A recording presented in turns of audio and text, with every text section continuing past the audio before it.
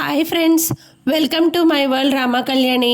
Hanuman Junction Sri Devi Sharannavaratri అష్టమ మహోత్సవాలు శ్రీ వాసవి కన్యకా పరమేశ్వరి అమ్మవారి ప్రార్థనా మందిరంలో జరిగాయండి. రెండవ రోజు గాయత్రీదేవి అలంకారంలో దర్శనమిచ్చారు.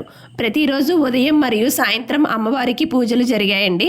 ఈరోజు అమ్మవారి పూజకు పీటలపై కూర్చున్న దంపతులు పాబోలు కుమారు గారు, భవానీ గారు. ఈరోజు గాయత్రీదేవి అలంకారం కదా, శారీ కలర్ ఆరెంజ్ అండి.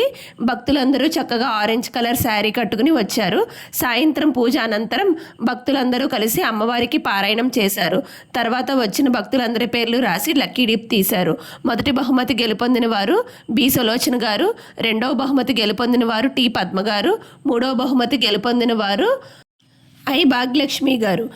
ఈరోజు బహుమతులు స్పాన్సర్ చేసిన దంపతులు కొనకళ్ళ రాజశేఖర్ గారు, ధనలక్ష్మి గారండి.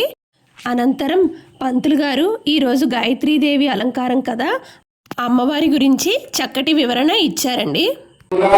మధ్యాహ్నంలో సావిత్రిగా, సాయంత్రం సంధ్యా సమయంలో సరస్వతిగా ఈ యొక్క సిద్ధిదాత్రిగా అమ్మవారు, గాయత్రి అమ్మవారు మనకి కనిపిస్తూ ఉంటుంది. ఈ యొక్క గాయత్రి అమ్మవారిని సేవించినటువంటి వారికి సకల విద్య, యశస్సు, కీర్తి అనేటటువంటి ఆచరణకు క్షేత్రస్థాయిలో ఉంచుకొని ఉంటారు. మా ఉత్తర నిర్వహిస్తుంది.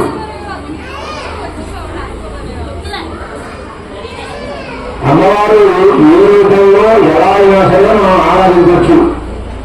మనం విజయవాడలో ఇవాళ గాయత్రి గారు చూసినా, లేకపోతే శ్రీశైలంలో ఇంకో రకంగా చూసినా, ఎలా చూసినా సరే అమ్మవారిని ఆరాధించడం అనేటటువంటి భక్తి జ్ఞానపరంగా చేసుకుంటూ ఉండాలి. కాబట్టి ఆ యొక్క గాయత్రి అమ్మవారిని సేవించి అందరూ కూడా శ్రీకాంతరాలని చెప్పేసి మేము మంచి ఉన్నాం. దేవరాశులు, దేవరాశులు అమ్మ హామీ గురించారు. పంతులు గారి వివరణ తర్వాత అమ్మవారికి పలు రకాల హారతులు కూడా ఇచ్చారండి. Please like, share and subscribe my channel friends.